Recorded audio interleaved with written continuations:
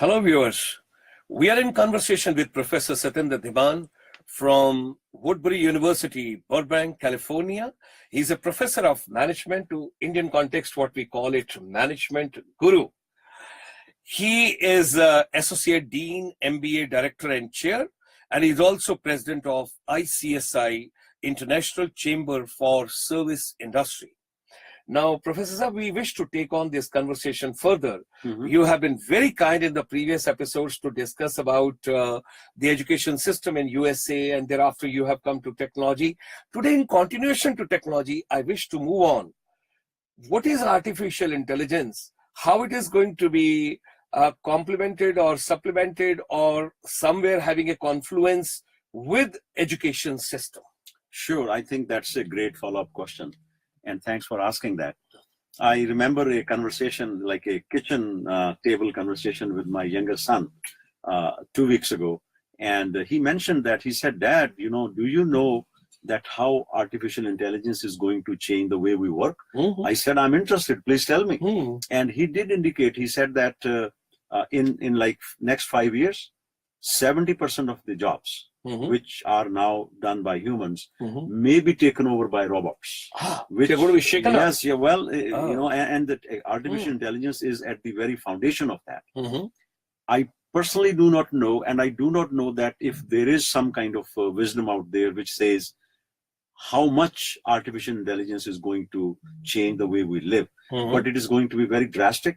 It is going to be like a sea change in the way we organize things, the way things get done. So I'm waiting, I'm kind of excited to see how artificial intelligence, AI, is going to interface. But ultimately we have to understand, I remember a comment by a Greek philosopher who said that man or human beings are the measure of things.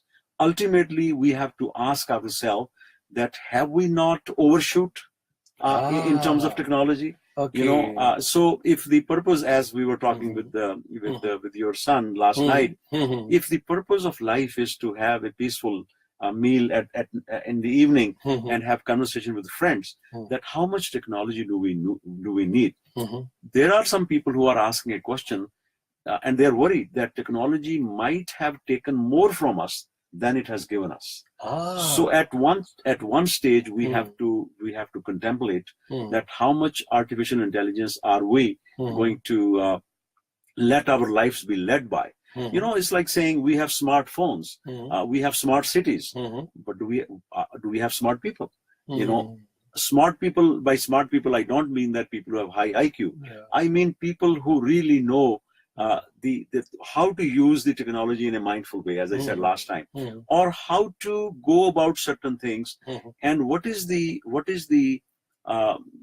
reasonableness of it all. So I don't know. I mean, I'm not an expert on technology or AI, but I can, like a common person, I can only anticipate, and I know it's going to be very exciting, but the full implications of that has to be seen, and I think has to be worked out by experts. Okay, but how do you see it in the context of the education, imparting education, or receiving education, or education system, or how basically, because it will be very difficult to stop at some stage the artificial intelligence, because artificial intelligence itself will become so meaningful, powerful, and may know so much about the whole system. Yes. So I would say, how do you see it in the context? I'm seeing it in a positive sense. Oh, it is positive. You have to understand.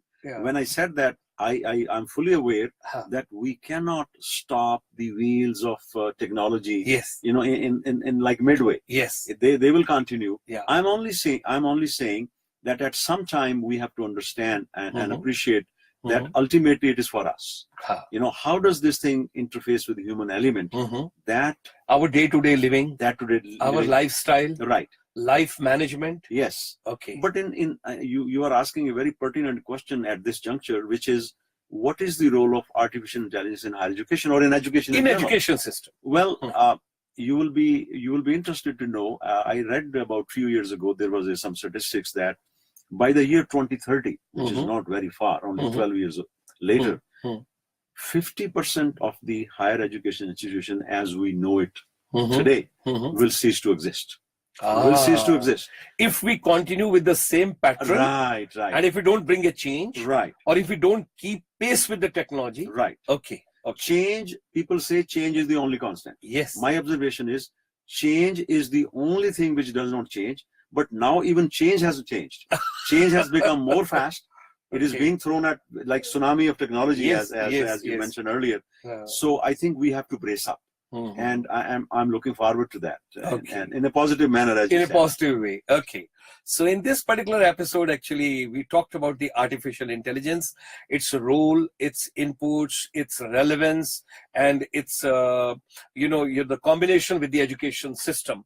In the next episode, we will take you further because we are talking about artificial intelligence. We'll move on to the next stage. We are in conversation with Professor Satinder Dhiman, who is visiting India in the beginning of the 2018. And viewers the world over, we are talking about the education system, the changes in the education system, the scenario of the education system, the future of the education system, the futurology of the education system, and what all can come on. Please, subscribe us onto our channel.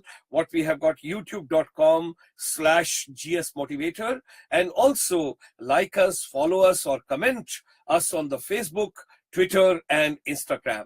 See you soon. Thank you very much for being with us.